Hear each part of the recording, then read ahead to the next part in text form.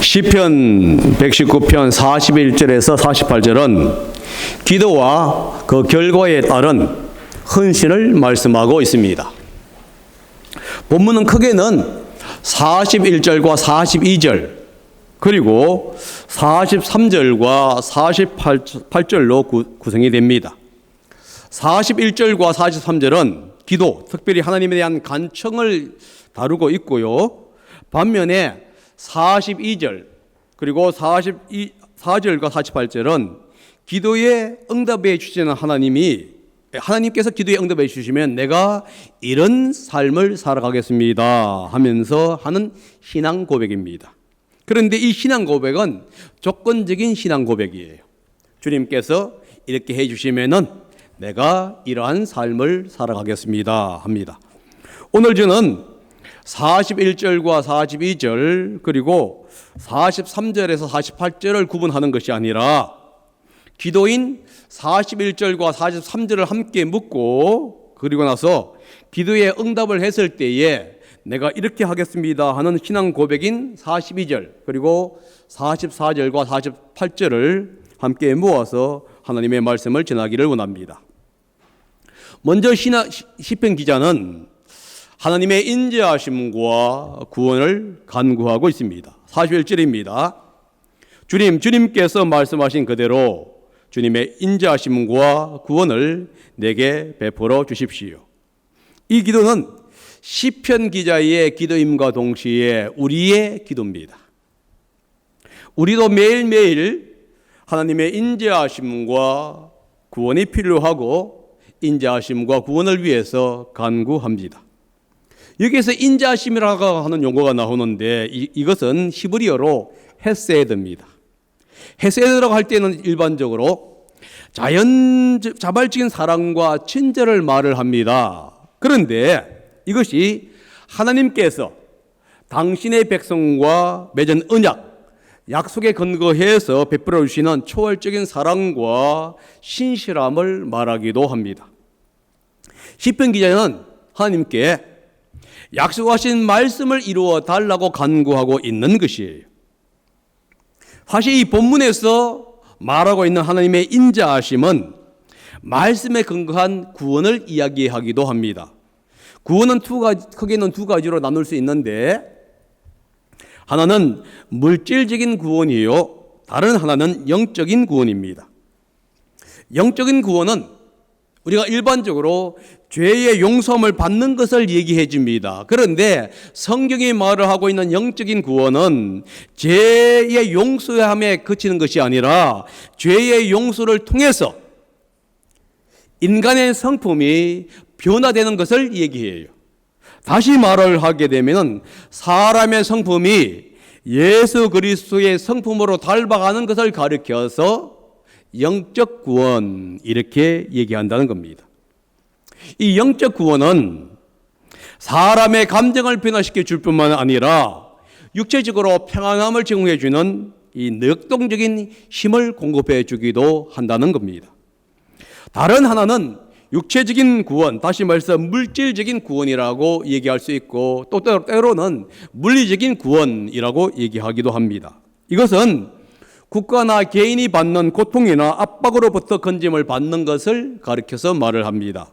또는 역병이나 기근과 같은 자연적인 재앙이나 질병으로부터 건짐을 받는 것을 가리켜서 우리는 물질적인 구원 혹은 물리적인 구원 이렇게 얘기를 하지요.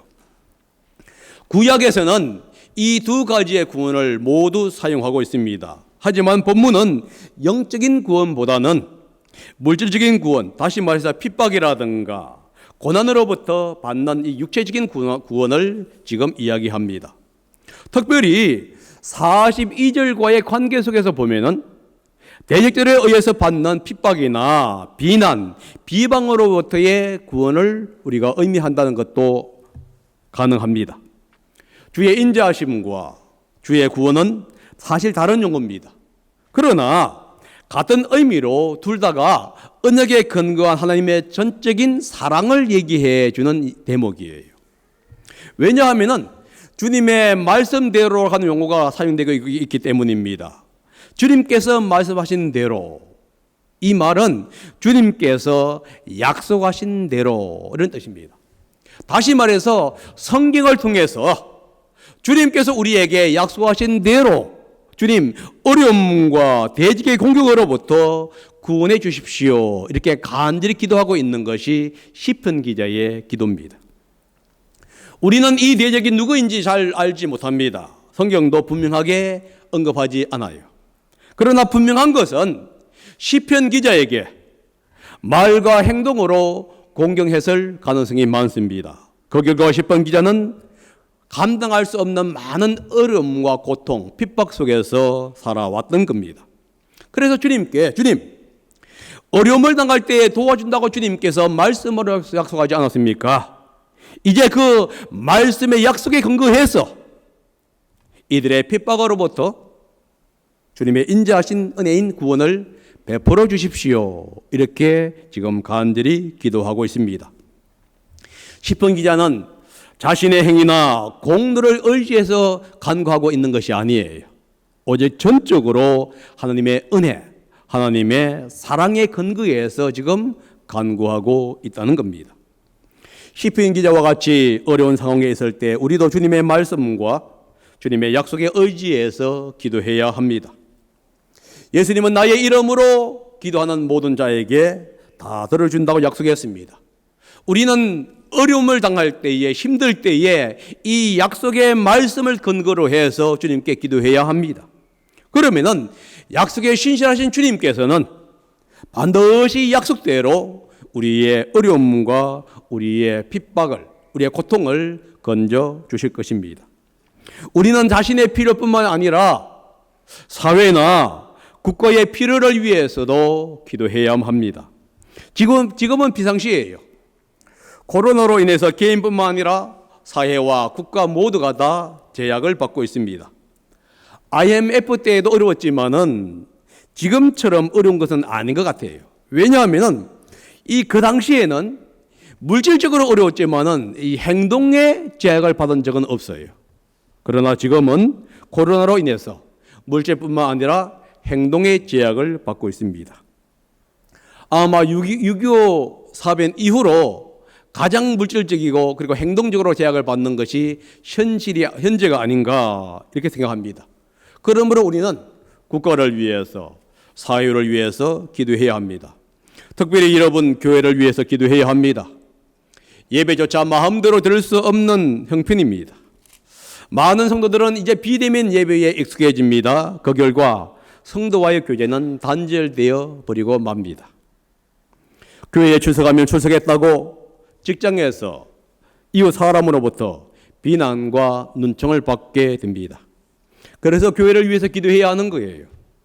주님께서 인자하심을 베풀어서 교회와 성도들이 이 위기를 잘 극복하게 해달라고 우리는 기도해야 한다는 겁니다. 시편 기자는 또한 이렇게 얘기합니다. 주의 진리인 말씀을 빼앗지 말아 주십시오. 43절입니다. 함께 저희들이 읽어봅니다. 시작. 내가 주님의 규례들을 간절히 바라니 진리의 말씀이 내 입에서 잠시도 떠나지 않게 해 주십시오. 지금 시편 기자가 뭘 기도하고 있습니까? 주님의 말씀이 나의 입에서 잠시도 떠나지 않게 해 주십시오. 이렇게 기도합니다. 이 구절을 문자적으로 해석하면 이런 의미입니다. 진리의 말씀을 내 입에서 빼앗지 말아 주십시오. 여기서 떠나다 하는 용어가 나가는데 이게 나차라 하는 용어입니다. 이것은 뭐냐면 물리적인 힘으로 끌어내거나 잡아당기는 것을 말할 때에 나차라 하는 용어를 사용해요. 이 기본 의미에서 구원하다, 보호하다, 그리고 건지다는 의미가 나왔고 또한 빼앗다, 낚아챈다고 하는 의미가 나왔습니다. 본문은 구원하다는 의미보다는 빼앗는다는 의미가 더 자연스럽습니다. 지금 시편 기자가 이렇게 얘기하는 거예요. 주님의 진리의 말씀을 내 입에서 빼앗지 말아 주십시오. 이렇게 기도하고 있습니다. 이 말은 이런 의미가 됩니다. 주님, 내가 늘 주님의 말씀을 나의 입에, 나의 마음에 담아두겠습니다. 그런데 그것을 뺏지 말아 주십시오. 다시 말해서 하나님의 말씀을 암송하면서 가까이 하고자 하는 이 시편 기자의 마음입니다. 주님의 말씀은 능력이고 어려울 때에 위로가 되기 때문에 그렇습니다. 힘들고 어려울 때에 함께 하시겠다고 하는 주님의 말씀의 그 약속의 말씀을 그는 붙잡고 있겠다는 거예요. 왜냐하면 그 말씀이 나에게 힘이 되기 때문에 그렇습니다. 여러분, 힘들 때 다른 어떤 것도 여러분에게 힘이 안 돼요. 오직 여러분들이 하나님의 말씀을 붙잡고 그 말씀 안에 기도하며 나아갈 때에 그 말씀이 여러분들에게 힘이 되고 능력이 된다는 것입니다. 지금 이것을 얘기하고 있어요. 그래서 시편 기자가 뭐라 합니까? 주님, 늘 제가 주님의 말씀에 가까이 갈 테니까 그 말씀을 나에게서 빼앗지 말아 주십시오. 이렇게 간절합니다. 그런데 이 기도는 또 이런 의미가 있습니다. 주님을 찬양하는 그 특권으로부터 빼앗아 가지 마십시오 라고 하는 의미가 됩니다. 믿는 우리에게 주어진 특권 중에 하나가 뭐냐? 주님을 찬양하는 특권이에요. 하나님의 은혜와 사랑을 찬양할 수 있는 특권입니다. 생활이 어렵고 핍박이 와도 하나님을 찬양할 수 있다는 겁니다.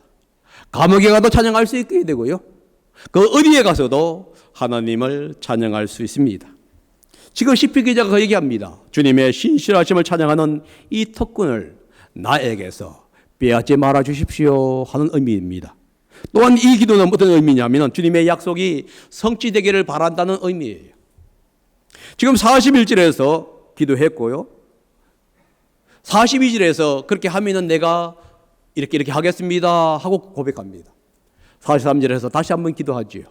주님, 이 특권, 주님이 우리에게 약속해 주신 그 약속의 말씀이 반드시 이루어질 것을 나는 믿습니다. 그리고 나는 그것을 선포하고 있습니다. 그러므로 주님께서 나를 구원해 주고 주님 앞에 나아가는 자를 구원해 주겠다는 그 약속의 말씀이 반드시 이루어지도록 도와주십시오. 이렇게 기도하고 있는 거예요. 이렇게 주님의 구원을 베풀어 주시기를 기도하고 말씀을 빼앗기지 않도록 기도하는 목적이 무엇이고 결과는 무엇일까요? 주님께서 응답하시면 이렇게 하겠습니다 하는 결과가 나옵니다. 그 결과가 바로 42절 그리고 44절과 48절에 나옵니다. 첫 번째 이렇게 얘기하죠. 대적자들에게 대답할 수 있는 담대함을 가지게 된다고 얘기합니다. 42절입니다. 시작. 그때 나는 주님의 말씀을 의지하고 나를 비난하는 사람에게 응수하겠습니다. 우리는 대적의 공격으로 인해서 어려운 환경에 처해지고 있습니다. 물론 어떤 면에서는 우리가 세상에 우리를 공격하는 이유의 실마리를 교회가 제공한 면도 있다는 것은 저도 인정합니다. 그런데 근본적으로 사탄이 통제하고 있는 세상은 하나님의 백성을 싫어하고 있어요. 어두움은 빛을 싫어하는 것과 마찬가지입니다. 핍박과 공격에도 불구하고 많은 성도들은 꿋꿋하게 신실하게 주님을 찬양하고 섬기고 있습니다. 주님의 은혜를 선포하면서 담대하게 부딪히면서 살아가고 있습니다. 우리는 이러한 담대함이 우리에게 필요해요. 이 담대함은 주님께서 우리와 함께 하신다고 하는 확신, 그리고 우리의 어려움을 도와주신다고 하는 확신으로부터 나온다는 사실을 지금 시편 기자가 얘기합니다. 나의 이름은 칸이라고 하는 영화가 있어요. 이것은 인도 영화입니다. 자폐증을 가지고 있지만은 천재적인 지능을 가진 전적인 능력을 가지고 어머니로부터 세상을 올바로 바라보는 이 교육을 받은 칸은 어머니가 죽은 후에 동생이 사는 이제 미국으로 갑니다. 우연히 알게 된 싱글맘 이 만디라와 사랑을 나누게 되고 결혼을 합니다. 이렇게 행복했던 가정이 1911로 인해서 깨어지게 돼요. 얼붓 아버지인 칸이 이슬람 교도라고 하는 이유 때문에 만디라의 아들은 구타와 괴롭힘을 당하다가 사망하게 됩니다. 만디라는 칸에게 이렇게 얘기합니다. 힌두 교도인 내가 이슬람 교도인 칸 당신을 만난 결혼 자체가 잘못이었다. 당신이 미국 대통령을 만났어. 나는 테러리스트가 아니라고 말하기 전에는 절대로 이 집을 들어오지 말으라고 얘기를 합니다. 카논 미국 대통령을 만나기 위해서 혼자서 여행을 하면서 많은 어려움을 겪어요. 그러나 그 어려움 속에서도 다른 사람을 돕는 일을 합니다. 그런데 이러한 선행이 방송됨으로 말미암아 이슬람 교도에 대한 편견이 사라지게 되고 결국은 대통령을 만나게 됩니다. 그리고 자기가 하고 싶은 말을 하게 돼요. 그 결과 사랑하는 만델라를 만나서 행복하게 삶을 산다 하는 내용이 바로 나의 이름은 칸이라고 하는 영화의 제목입니다. 그런데 제가 말하고 싶어하는 것은 이 얘기가 아니에요. 이 내용을 얘기한 게 아니라 칸입니다. 9.11 사건 이후로 이슬람 교도에 대한 핍박과 박해는 그 어떤 것보다도 강해졌습니다. 제가 그 당시에 미국에 살았기 때문에 알 수 있어요. 외국인들은 이사할 때마다 주소지를 변경했다가 하는 신고를 해야만 합니다. 그리고 이슬람 교도들은 자신의 정체성을 바꾸기 위해서 자기가 이슬람 교도라는 이름을 얘기 안 해요. 그리고 성도 바꾸는 경우가 많았습니다. 그런데 이 칸은 9.11 사건 이후로도 자신이 이슬람 교도라고 하는 자신의 정체성을 잃지를 않아요. 그리고 기도하는 시간에는 그가 계속 기도합니다. 교회에 대한 핍박이 심해지고 교회 가는 것을 마치 못 갈 곳처럼 여기는 현실이 아마 이 칸이 직면했던 그 9.11 후의 사건과 비슷할 것 같아요. 식당에 가서 개인 모임을 하면 괜찮은데 왜 식당에서 교회 성도들이 모이면 이 신고를 하면서 안 된다고 하는 것인지 저는 잘 모르겠습니다. 이러한 현실이 그 당시에 이슬람 교도를 만났던 현실이에요. 칸은 자신이 이슬람 교도라고 하는 정체성을 잃지 않습니다. 그리고 어려움과 핍박을 견디내면서 사랑으로 실천합니다. 우리도 마찬가지입니다. 우리가 어려운 그리스도인이라는 사실을 우리는 밝힐 뿐만 아니라 인내하면서 신앙생활을 해 나아가야 한다는 것을 우리는 그 영화를 통해서 배울 수 있다는 겁니다. 히평 기자는 그래서 하나님의 구원을 요청하고 있는 것이에요. 그러면서 자신이 담대하게 자신을 비방하고 자신을 비평할 뿐만 아니라 괴롭히는 그 사람들에게 내가 응수하겠다. 다시 말해서 대면해 나가겠다. 내가 나의 그리스도의 정체성을 밝히 드러내겠다. 이렇게 얘기하고 있는 거예요. 이 고백이 우리의 고백이 되어야 할 줄 믿습니다. 또한 이 고백에는 이런 의미가 있습니다. 주님이 만약에 구원해 주신다면 자신을 비방하는 목소리가 자연스럽게 사라지게 될 것입니다. 이런 의미가 있습니다. 어려움 속에서도 주님을 포기하지 않고 핍박과 믿음 속에서 견뎌내는 그 사람과 주님이 함께 하십니다. 그 사람에게 은혜를 베풀어 주시고 구원해 주시는 그 모습을 볼 때에 비난자들의 비난이 사라지게 된다는 것을 얘기해 주고 있는 거예요. 하나님의 구원하심의 삶 속에서 나타날 때에 조롱하고 비난하는 말들이 잠잠해진다는 겁니다. 우리는 이 신뢰를 다니엘과 세 친구의 이야기 속에서 발견할 수가 있습니다. 다니엘과 세 친구는 이방 나라에서 주님의 말씀을 신실히 섬기고 있습니다. 그러자 수많은 대적들이 그들을 모함할 뿐만 아니라 핍박합니다. 뜨거운 풀무불 속으로 그들을 던질 뿐만 아니라 사자굴 속으로도 던집니다. 그러나 풀무불 속에서 사자굴 속에서 하나님은 그들을 구원해 주십니다. 그러자 비난자들의 그 목소리가 사라지게 돼요. 오히려 바벨론 왕은 이렇게 얘기합니다. 다니엘과 세 친구를 높입니다. 그러면서 얘기하지요. 다니엘과 세 친구의 하나님을 찬양하라. 만약에 이들의 하나님을 비방하거나 못된 말을 하게 되면은 그 사람을 반드시 처형하게 하겠다 하는 선고를 내립니다. 사랑하시는 여러분, 어려움 속에서 힘들 때에 하나님을 신실히 섬기고 그 하나님 앞에 나아갈 때 하나님이 구원해 주셨을 때에 비난자들의 목소리가 사라진다는 것이에요. 시편 기자는 어려운 환경 속에 살았습니다. 교회 간다고 비난받는 우리의 현실보다 더 어려운 환경 속에 살았다는 말입니다. 그 속에서도 주님이 구원하시면은 주님의 말씀을 의지하고 비난 속에서도 담대하게 신앙생활을 하겠다고 지금 고백하고 있습니다. 담대하게 주님의 구원을 선포할 뿐만 아니라 주님의 말씀을 붙잡고 대면하는 자들을, 대적하는 자들을 지금 대면해 나아가겠다고 선언하고 있는 것입니다. 이 마음이 우리의 마음이 되어야 합니다. 그래서 우리는 비난자들에게 하나님의 살아계심을 선포할 수 있도록 우리는 우리 자신을 준비시켜 나가야 해요. 담대하게 하나님의 은혜를 선포하고 하나님의 구원을 선포하는 우리가 되어야 한다는 겁니다. 그런데 이 담대함을 가질 수 있는 비결이 뭐냐? 하나님의 은혜예요.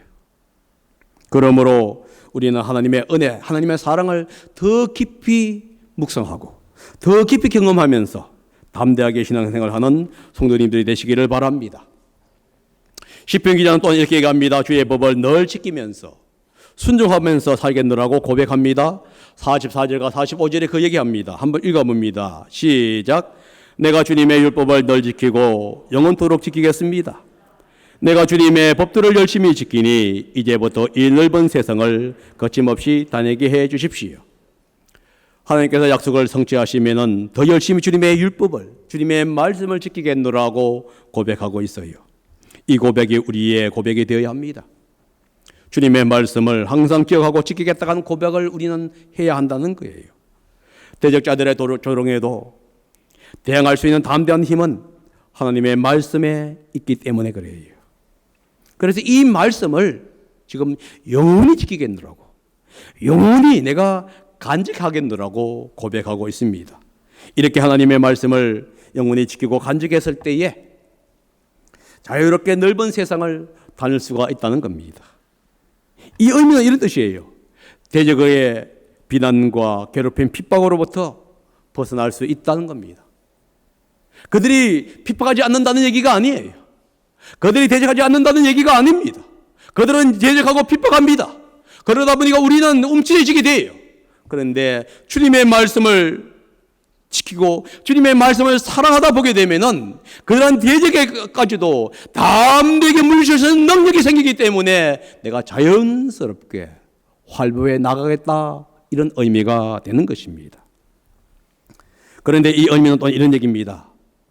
하나님의 구원으로 말미암아 내가 풍성한 삶을 누리겠습니다 하는 의미예요.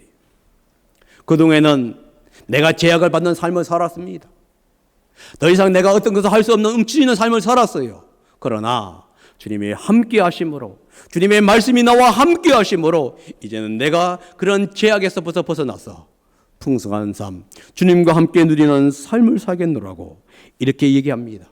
그래서 저자가 이렇게 얘기하죠. 하나님의 말씀을 내가 열심히 공부하고 더 열심히 순종하면서 풍성한 삶을 내가 살겠습니다. 여러분, 이 고백이 우리의 고백이 되어야 합니다. 그러면서 이렇게 얘기합니다. 심지어 왕들 앞에서도 담대하게 주님의 말씀을 선포하겠노라고 합니다. 46절인데 한번 읽어봅니다. 시작. 왕들 앞에서도 거침없이 주님의 증거들을 말하고 부끄러워하지 않겠습니다. 여기서 왕은 도시나 지방의 통치자를 얘기해 줍니다. 그런데 이 지방의 통치자나 도시의 통치자가 신실한 통치자는 아니에요. 오히려 하나님을 향한 신앙을 포기하라고 위협하는 지도자들을 얘기합니다. 신앙을 포기하라고 협박하고 위협하는 지도자들 앞에 선다 할지라도 하나님의 말씀을 선포하는 것이 믿는 자의 의무라는 것을 지금 시편 기자가 고백하고 있는 거예요. 교회 가지 말라고 하는 이 직장의 지도자들에게 담대하게 선포할 수 있는 것이 믿는 사람의 자세라고 지금 얘기해 주고 있는 겁니다. 그래서 그는 이렇게 얘기하지요. 왕 앞에 서서 주님의 말씀을, 주님께서 해가신 일들을 담대하게 증거하겠습니다. 주님을 믿는 것, 교회 다니는 것이 어렵고 부끄러운 세상입니다. 그래서 그런지 지도자 앞에서 교회 다닌다는 것을 고백하기는커녕 직장 동료 앞에서도 못하고 있는 것이 오늘 우리가 경험하고 있는 현실이에요. 이 사람들이 비난하고 두려워할까 봐 자신이 그리스도인임을, 함부로 얘기할 수 없는 세상이 오늘날입니다. 이런 상황 속에서 우리는 시편 기자와 같은 신앙을 가져야 한다는 거예요. 그들에게 담대하게 해주신 하나님의 그 말씀을 의지하면서 우리 또한 담대해지겠느라고 신앙의 결단이 우리에게 필요하다는 겁니다. 그러면서 시편 기자는 또한 이렇게 얘기합니다. 주님의 계명을 기뻐하고 묵상하겠습니다. 여러분, 한번 제가 읽어보겠습니다. 주님의 계명들을 내가 사랑하기에 그것이 나의 기쁨이 됩니다. 주님의 계명들을 내가 사랑하기에 두 손을 들어서 환영하고 주님의 율례들을 깊이 묵상합니다. 주님의 계명을 사랑하는 사람은 그 계명 때문에 기뻐할 수밖에 없다는 것이에요. 여기서 계명이라는 얘기는 뭐냐면 선생님들이 제자들에게 주는 어떤 교훈이라든가 말씀을 얘기할 수 있는데 특별히 여기서는 십계명을 얘기합니다. 그렇다면 주님의 계명은 뭡니까? 십계명, 주님의 말씀이에요. 하나님께 당신의 백성들에게 지금 도움을 주기 위해서 이렇게 살라고 한 그 말씀입니다. 그런데 시편 기자가 이렇게 얘기하죠. 이 말씀을 사랑하기에 내가 이것 때문에 기뻐하고 이것을 내가 묵상하면서 살겠노라고 고백하고 있습니다. 시편 기자는 계명을 자신의 목적을 이루기 위한 수단으로 사용하지 않았습니다. 그는 그 말씀 자체가 그에게 목적이 되었던 거예요.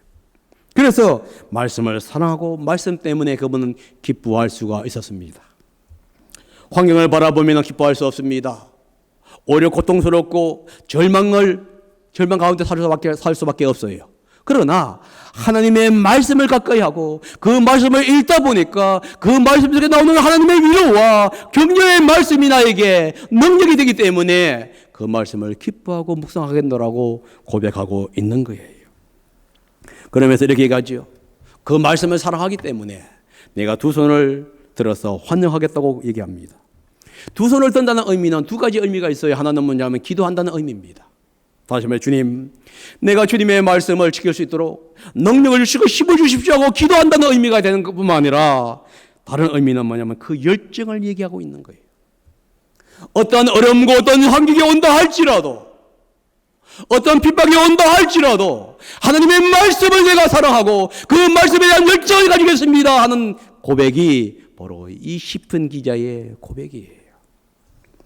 사랑하시는 여러분, 이 두 가지 중에서 어떤 것이 올바른지는 성경은 얘기하지 않습니다. 그러나 같은 의미예요.